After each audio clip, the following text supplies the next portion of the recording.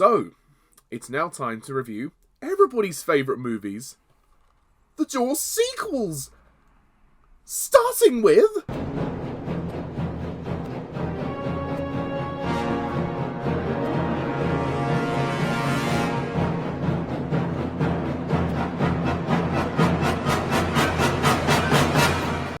Hello, my fellow YouTubers and subscribers.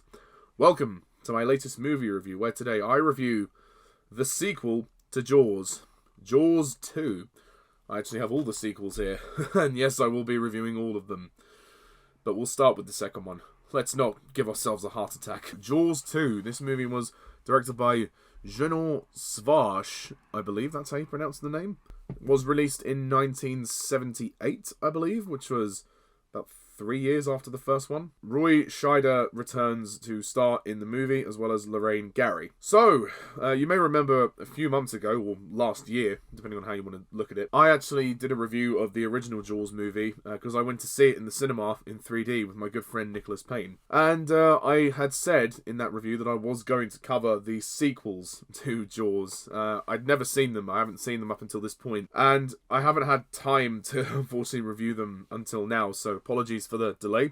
Police Chief Brody must protect the citizens of Amity after a second monstrous shark begins terrorizing the waters. So, Jaws 2, well, I gotta say, you know, I had to hold off months to do this review, and anticipating what this film was going to be like, given everything I've heard about the sequels to Jaws, all three sequels that they made.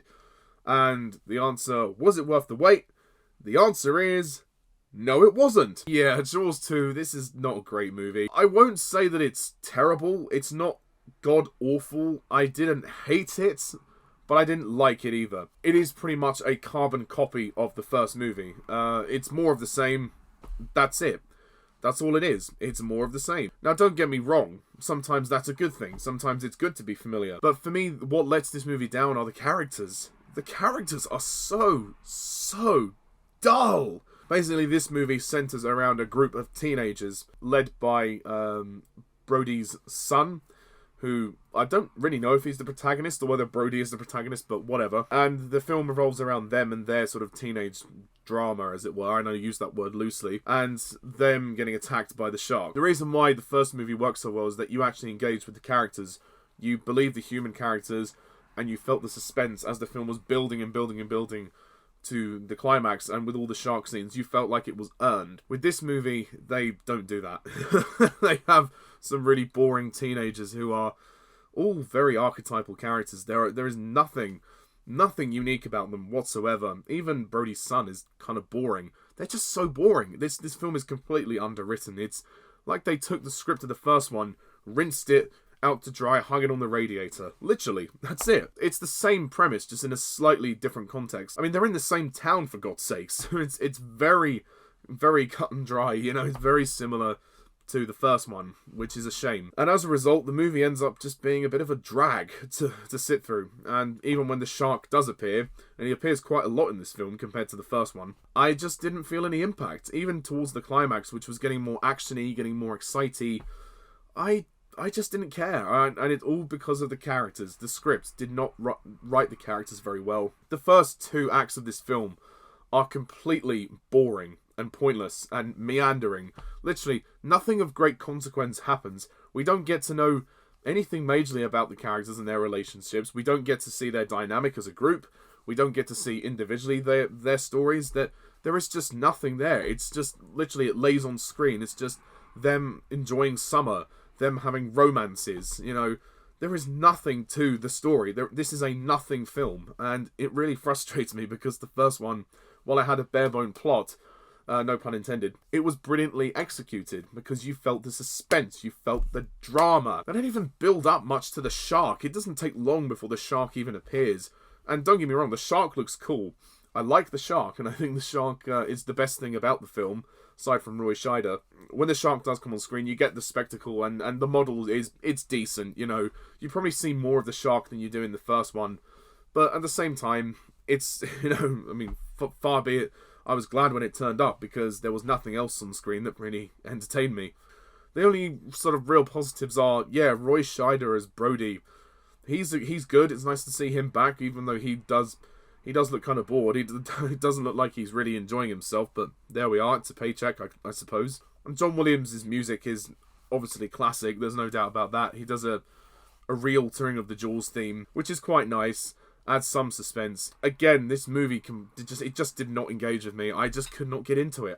I just found the whole thing to be completely lifeless. There is no story. There is no story. It's the same story as the first one, just a different context. It's boring. I didn't care about the characters.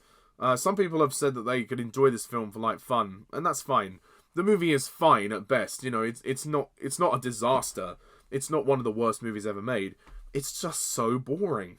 And I hate to say that because I love the first one. I just did not engage with these characters, and it's just become this fucking teen movie, which it's a summer teen movie about teenagers on a beach, you know, enjoying their summer.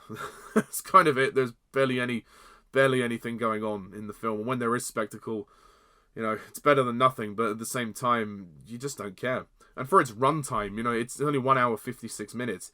It drags so much, which is a real shame. And in the end, I just feel like Jaws was a movie that it didn't need a sequel. You know, it was perfectly fine as a one-hit wonder, and this sequel doesn't exactly add to the first film's benefit. If anything, it makes no difference whether you watch the sequel or not, because the first one still remains timeless. This does not add anything to the series. It's just more of the same, and that's all I can say about it. Very lazy sequel, very uninspired, very forgettable. So on that particular note, I am going to give Jaws 2 a mediocre score of 5 out of 10.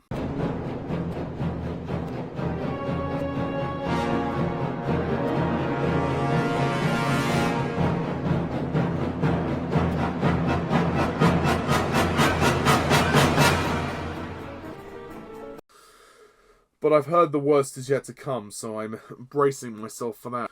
So that's it, really. That's my thoughts on Jaws 2. What do you think of this film? Please comment down below. Let me know. Stay tuned next time when I do a review or potential rant on Jaws 3. So, thank you very much for watching. Please hit the like and subscribe button for more content to come in the future. And until next time, I'm Pajak's Perspective. See ya. Bye for now.